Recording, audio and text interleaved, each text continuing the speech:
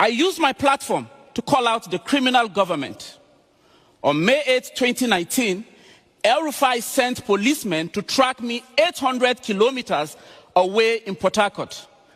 I was abducted, driven back 13 hours, held for 2 days without food or water, then dumped in a horrible ancient prison for 162 days. I witnessed 4 inmates die of disease while I was there. The unsanitary conditions made me ill.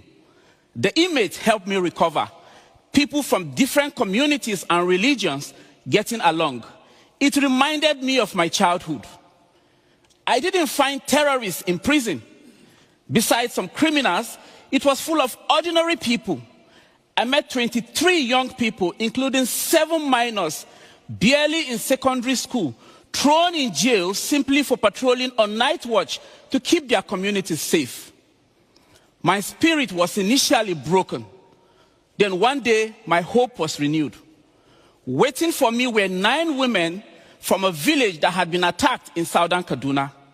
These women who had lost so much pooled money they barely had just to travel to a prison to thank me for calling attention to their plight. In that moment, I realized that my liberty was a small price to pay, and I resolved that this was a cause I am willing to die for.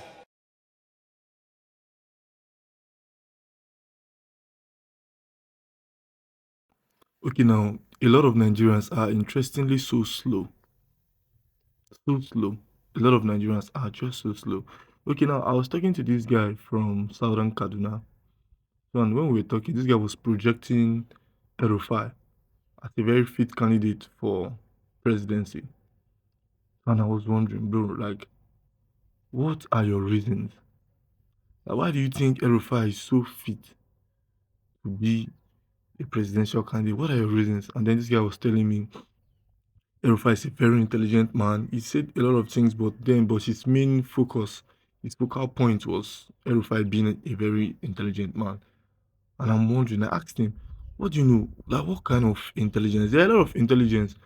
So, what kind of intelligence? He started to tell me about El-Rufai being a first class graduate of whatever nonsense that he studied. And I'm asking him, guy, at this point in Nigeria, in your state, you have, this is during El-Rufai's regime, a lot of chiefs, first class chiefs from Southern Kaduna were murdered, bandits murdered them. This same El-Rufai I showed no open condemnation for bandits. Yeah, I showed no open condemnation for bandits. Now, just for this video, El-Rufai himself using police to attack people that called bandit out. His emotional intelligence is 0. And at this point in Nigeria, every leader should have emotional intelligence. Every leader should be able to connect with the people.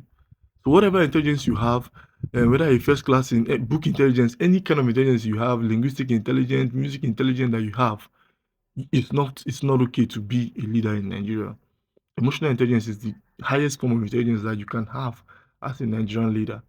Just like you coming to tell me that Soludo is going to be is going to be fit for presidency because Soludo went to UNN and then he made the first class in economics. Are you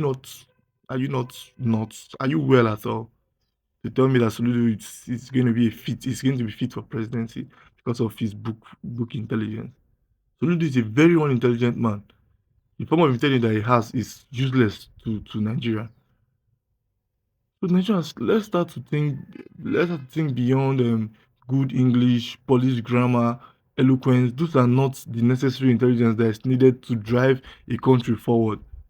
Those are not.